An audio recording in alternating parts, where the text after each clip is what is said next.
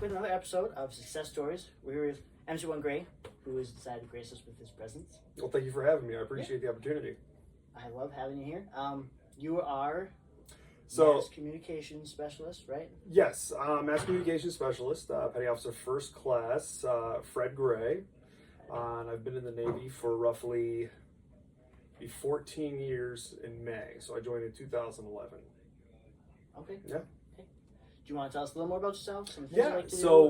When I was 26 years old, I decided to join the Navy. So I know I was a little bit later in life rather than most people, but I decided to join for several reasons, none of which were actually for a lot of people who probably do join the military, like patriotism and all that stuff. I joined probably purely for selfish reasons at first. Okay. I'm not even going to sugarcoat it. My family was going downward spiral of like drugs and alcohol, and this is when everybody was like losing their jobs for the H1N1 outbreak back in 2011, and I was working third shift fresh out of college, and I just felt stuck. And I knew myself, I know what types of demons that came with my family life, and I knew it was only a matter of time before I got caught up in it as well, so I needed to get away from it.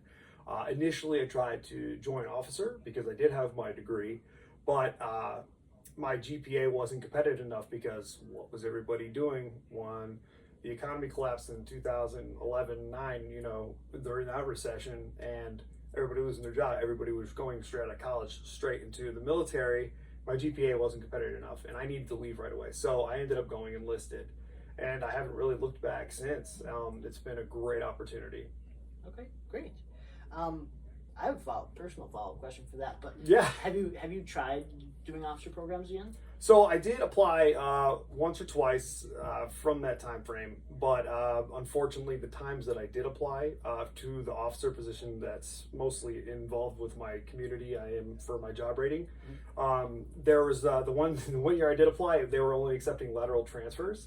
Okay. And the second time I applied, I just did not hear anything back. So, and then the third time I went to apply, they had changed the age limit from 42 to 38, and this is right when I just turned 39. So unfortunately I didn't make the cutoff, but you know, it's like, I look at it this way too. It's like, I've seen how much stress and how much gets put on the officers, and sometimes I'm just thinking, heavy's the head that wears the crown. Let me just be the doer. Let me do the things. Let me go out in the field and do the things. Yeah.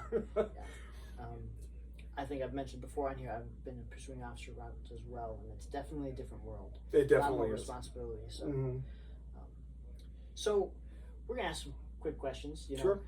We'll keep yours a little shorter, but one of my favorite ones to ask are, what did you expect the Navy to be like when you first joined?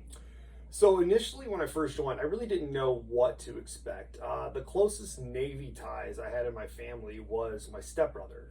He just retired a few years back. He was a helicopter pilot, so he had a whole different experience than I would going enlisted into the surface communities. So I really didn't know what to expect, but I can tell you, like, it wasn't as bad as you think it is. Like, when you go to boot camp, it's like, as long as you do what you're told to do when you're told to do it, and I'm in the right uniform at the right time, that's 90% of the battle. Other than that, as long as you got a modicum of common sense to, like, no, I shouldn't do this, no, I should do that, or I should prepare for this, right, or I should prepare for that, then you're gonna be fine. Should I get by through the day without shaving, or should I maybe shave this morning? Yeah, you should definitely shave. Right. Electric shaver, if you have one of those. I'd wait a little bit longer, a little bit down your career before you use that, because people are going to scrutinize how close your shave is at first. Very true. Especially, well, you can't even have that at boot camp. So. Yeah, right. Yeah. So, but one of the things that I did was astonishing. My very first duty station.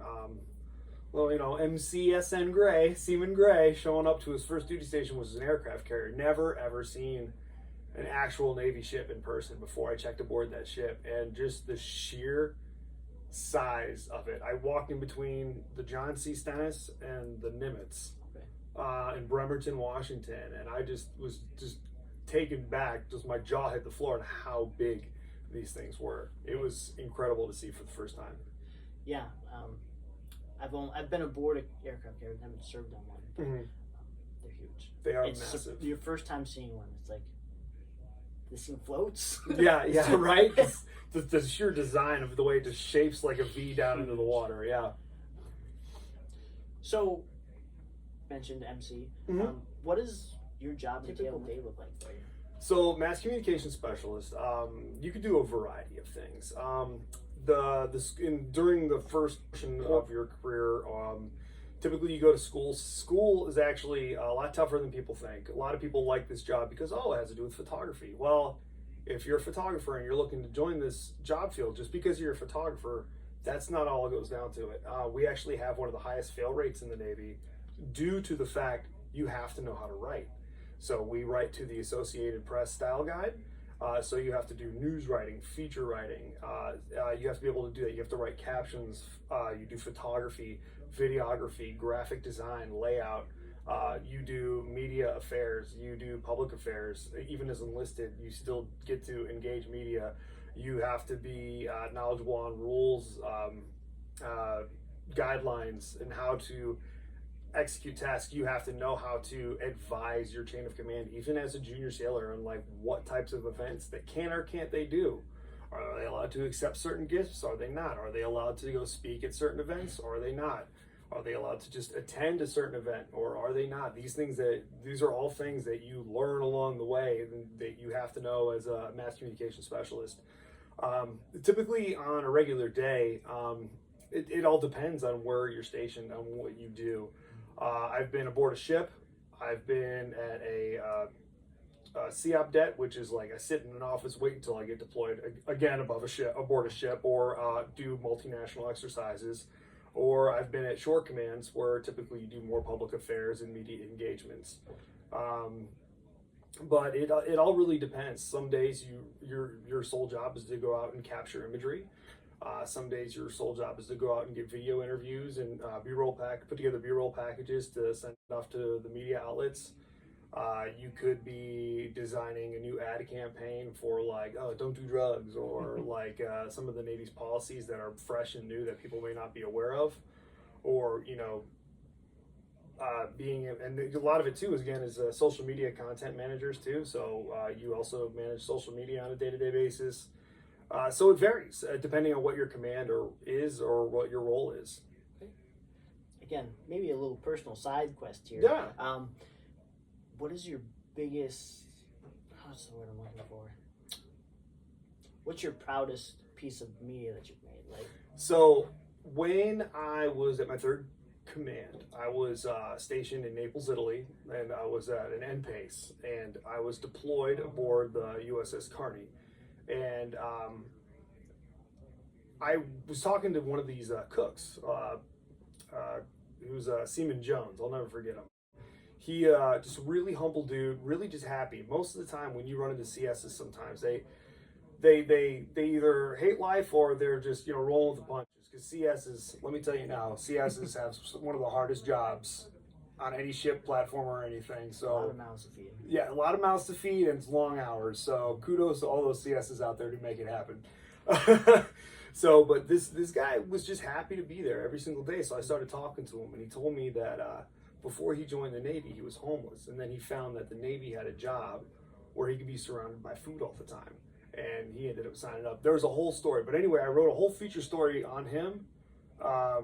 That actually won an award, a yearly media award for best feature of the year, and that would probably be one of my more proudest accomplishments for the pieces of media I've created. And as any photographer out there can ever tell you, some days you're good, some days you're not. It's like sometimes you're like, I call myself it's like I'm a garbage man because all I produce is trash. Like I go out shooting one day, and the next day sometimes you just look at your camera, you're like, I am the best thing to ever hold a camera in the world, because some days you get it, sometimes you don't. Right. But yeah. Okay.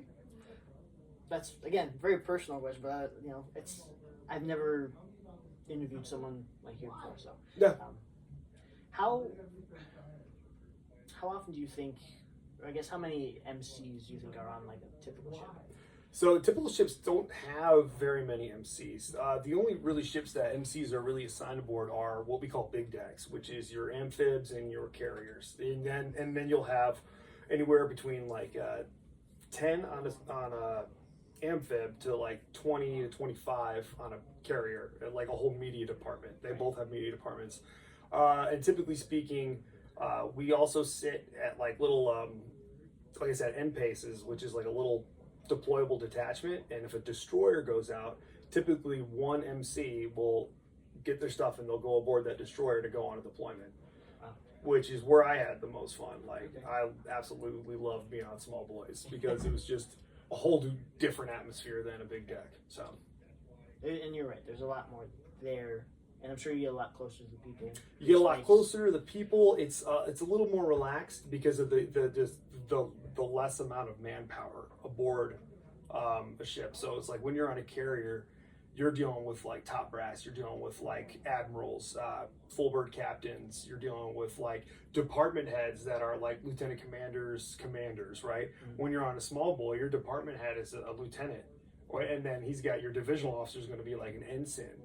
I'll never forget, mind you, like I said earlier, I was 26 when I joined. So when I got to my first destroyer, I'd never forget. I looked around, I'm like, oh my God, this ship is run by babies. Because you have kids fresh out of boot camp, going fresh out of their ratings, and you have like divisional officers that are doing the majority of the ins and outs aboard the ship, and they're in charge of like everything. You got like 18, 19-year-olds driving the ship with 21, 22-year-old fresh college graduates telling them how to steer it. With like the higher ups just kind of like in the background observing. So it's like you literally the enlisted chief's mess, and then your top officers are the ones who really run that entire ship on a small boy. So next question. Yeah. Sounds like you have a lot of experience. Firstly, which, is something that I envy. Being a reservist for as long as I have, I don't have that same sea time. Right. Have you experienced any very specific challenges, whether it's your rates or your job or just being in the Navy, that you've overcome and forgotten? Every job really has its own challenges, whether it's civilian or military, and it's all about how you deal with them. The biggest challenges I think in the military, especially being in active duty, is PCSing. It's like literally it's like 80% of the time the Navy is fantastic. I love what I do. I love the people I get to work with. I love the opportunity to travel and see the world and just do my job. But that 20% of the time where things just kind of suck, let's be honest, it's either become like it's because of you either made a bad choice. Leadership doesn't want to listen to you at that point, and that kind of sucks. But I'd say a majority of it is PCSing. Like, to me, it's like those are the times I just wanted to rage quit because it's just the way they do it. Sometimes it just doesn't make any sense. It's like for example, if like you leave from one command to the next, it's like when you check into the next command is when you get like paid. All your pay, reimbursements, and everything is once you check in. But if you have a school en route that's like 2 months long, it's like you have to wait till you finish that school. So it's like sometimes, like when I was here, I had a family of 4. I'm living paycheck to paycheck on transfer BAH when I get here, which is like half the standard round of flight housing. And it's like sometimes you depend on that money to live day to day. And to me, that's like the worst part. Those are the most difficult challenges that I've faced. Other than that, it's like you've got a mission set to do. Sometimes all you do is just you got to roll up your sleeves and get it done no matter what. Right. Yeah. I mean, then that's definitely something I've heard. A lot of people who've moved, it's, well, do I have the money? Can I get a pay advance? Sometimes you get it in time, sometimes you don't. Yeah. It's definitely something that is a stressful point because you feel vulnerable, really. Yeah. You're in a new place. You have to figure out where the money's coming from, where it's going to, because new bills, new house, like all of that. So completely get that. Yeah. And again, this is why, like, it's like sometimes people think about like joining the military and they think about like, oh, I don't want to do that. I don't want to do that. I don't want to do that. I tell you right now, sometimes I'd sell some of the people that I've worked next to in the past. I'd sell them in a second to get a PS or a YN that knows their stuff. You know what I mean? You can get like, so So every job has its own importance and its own impact, and let me tell you, they can make or break you. Like they can make or break you. It's like once you sit down in a chair with a knowledgeable PS or an administration person, and they know what they're doing, they're like, "Yo, relax, man. I got you. We will take care of everything for you." And then that to me is just the biggest burden off your shoulders, rather than having someone who's like, "Oh, I don't know, figure it out," and you're just like, "It's the last thing I need. It's more stress." Right. Yeah. So, lots of memorable moments. Yeah. Moving sounds like something you don't forget. No. It's fun once everything's when the dust settles. It's fun. Yeah. Do you have any other big memorable moments from your time while you served? Honestly, I have a lot of memorable moments, but I'd say what makes them the most memorable are the people that I've met and got to hang out with and experience along the way. And it's funny because I've been in for about 13 years now, and I've had friends that were in for 5-10 years, and they've gotten out. And then one common thing that every single person I've ever talked to, and this goes for anybody I talk to about in the military, the Navy, the Army, Marines, Air Force, they miss the people. They miss the people that they've met and became friends with over the years. So it's you don't really get to see them at all because you all move around so constantly. But so it's you just kind of hold on to those memories. It's you ever seen Step Brothers? The movie Step Brothers? It's when they're just "Did we just become best friends?" Yep. And it's yeah. So it's you run into people like that you just click with, and then the next thing you know, every single time you're hitting a Liberty port, you and him are going out and hanging out and just doing all sorts of crazy stuff and shenanigans or whatever, what have you. Whether you drink or don't drink, I mean, you just have a good time with these people, these random people you've just met a month or two ago, and they're your best friends, and they become family. They really do. Yeah. Do you how many people you think you have like that in your life? Let's see, dude, two or three really, really close ones that actually I go out of my way to go see. Actually, when I was in San Diego last December for a trip for the command, as the PAO, I actually called a friend of mine, and he was in San Diego, so I made time to go out and see him. Me and him grabbed lunch. We had a couple beers. We got to hang out and talk for a bit.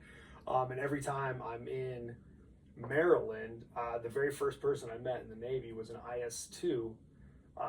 Jeff Smeal, love that guy. If you're watching, love your brother.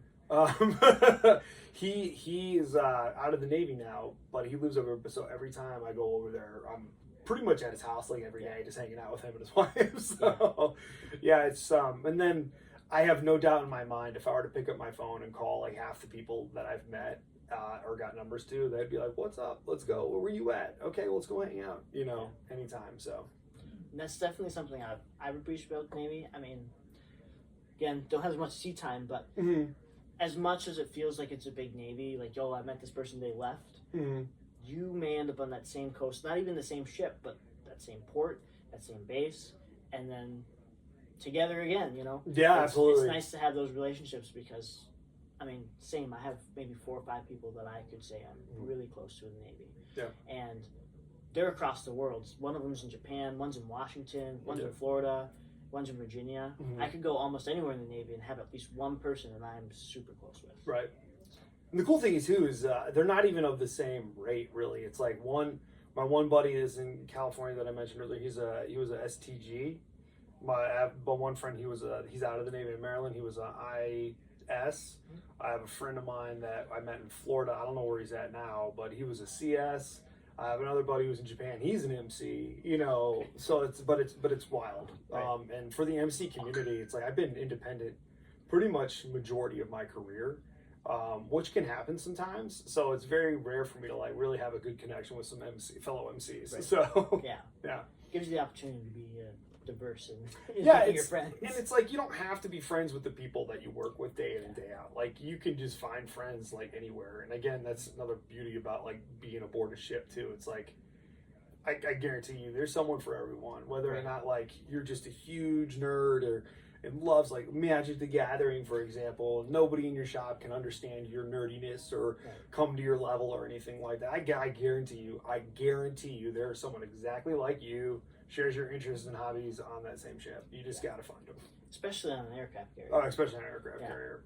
No, and that's, I'm sure, I don't know how you've met your friends. one of mine was a roommate. Mm-hmm. One of the other ones, we had nothing in common as far as we knew. Didn't know the guy. We met playing D&D one time. Just like we had a mutual friend. We played D&D together. Yeah. And then, oh, well, you're my friend now? Yeah, I used to run a campaign on my ship. Every Sunday holiday routine. We had a group of people. We'd all go to the, what was it? The sonar tag, the STG, up the front end of the ship, and we'd play. And we had like RSs and ENs and YNs, and I'm an MC, right. and STG would be there. Doesn't much podge of rates, but we'd all sit down and play, D&D. Right. God, we feel like nerds right now. Okay, so, sports, golf, D&D. There's a community for you. Yeah. 3.5 or? Oh no, it's like I'm in 5E right 5E now, okay. And soon to move up to the newest one. So. Okay. I've been doing 5E. I started with 3.5, so. I only started with 5E. I only started playing in 2018. So yeah, you can be a nerd and be in the military too. It's fine.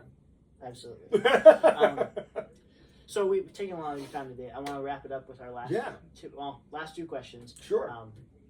If you were talking to someone who's thinking about joining the Navy, but they were kind of hesitant about it, what advice would you give them? So the advice I'd give someone that would be hesitant in joining the Navy is, do it. Like, honestly speaking, like, you're nervous at first, and I get that. Like, the whole point, the concept of just joining the military is a scary thought. Like, you're about to pick up and change your entire lifestyle, for whether or not it's for a short period of time or a long time, right? But at the end of the day, you got to figure out what your needs and what your needs are, and how are you going to meet those needs. You need to plan ahead for a better future, for not only for yourself or if you have a family. It's another reason why I decided to join. Like, for me, it was a long game. If I do this at 26 years old, I'm going to do the full 20, so I guarantee that I'm going to have health care. I guarantee that I'm going to have a retirement. I guarantee, because I didn't have a family yet, but I do now, I guarantee that they're going to have those medical benefits. They're going to be able to see the world with me. So I'd say the benefits kind of outweigh the initial causes for concern, because in the beginning it sucks. I'm not gonna lie, like the training environments are a pain in the ass. Like, I was 26, they're restricting liberty. Like, I felt like I was like a 12-year-old with them telling me what to do, and sometimes you're being told what to do by someone younger than you at my age, and it's like, well, whatever. But once you roll through it, once you get past the couple initial phases, maybe the first 2 years, once you get the hang of things, then you know the ins and outs and how you're supposed to act, how you're supposed to do this, how you're supposed to do that, and the stress just kind of comes less and less. And then, to be honest, the benefits of life of military service, especially now that they bumped up the initial, the lower ratings, base pay, you really can't beat it. Whether or not you plan on staying for 4 or 20, or you really were like gung-ho, hey, I'm going to join the military, and then you find out you hate it, right? What if that happens? Which I guarantee it does. People don't like being told what to do. People change their mindset on it. But at the end of the day, if you keep your nose to the grindstone, you're going to get out of that initial contract. Nobody's holding on to you. Nobody's telling you or forcing you to re-enlist. If you stick to it, you're going to walk away with an honorable discharge, right? You're going to walk away with your college tuition paid for. You're going to walk away with a little bit in retirement savings accounts because of the new blended retirement systems. You're going to walk away with a skill and or a trade. For sure. And they're going to send you through like these courses and classes to better prepare you for you entering the civilian job marketplace. So at the end of the day, like, I'd say it's definitely worth it, especially for someone coming straight out of high school, not knowing what they're going to do. Because not only that, you get to experience different walks of life, different people from different environments. You get to talk to them, you get to meet them, you get to see different jobs in action too. So you get to learn a lot about other people, places, and jobs just by being in the military alone. So, and a lot about yourself. Yeah, and a lot about yourself. A lot. You're going to be a changed person whether or not you think about it. So, yeah, it's definitely been a journey, and nothing that I changed for the world. So, if you had to sum up your 13-ish 13 years? Yeah, close to 14 in May. Years? Yep. if you had to sum that up into one word or phrase, Oh boy. so you're the MC, so I'm just hoping you do a little better, Right. a little more Let's see. affluent. Okay. Well, we'll see. Oh, you want me to? Yeah. Okay. Okay. If you could summarize it in one word or phrase. One word or what would that phrase. Unique. be? Yeah, Good word. unique. Yeah. And it's because, and I say unique because as an MC, you're not going to be doing the same thing day in and day out. Things are different every day. I mean, you can do the same thing every day, but it's not really within our job to do the same thing every day. You want to develop your skills, and you want to do new things and try new things. So don't get me wrong. Sometimes I'm an analytical person, so I probably would have been more suited for like the role of an ET or electronics tech, like your AT, right? Aviation's electronics tech. Probably more well suited to do something like that because I can get lost in doing things like this every day.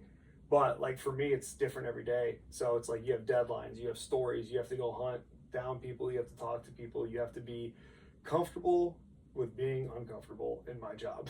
So, but it's been a lot of fun too. So I'd say the best way to sum up my career of being an MC particularly has been unique because I've got to also serve aboard a lot of platforms and see a lot of countries too. So, and it's a unique thing to experience.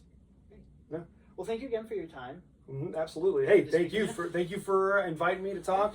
And anybody out there, he's a great guy. Just give him a call.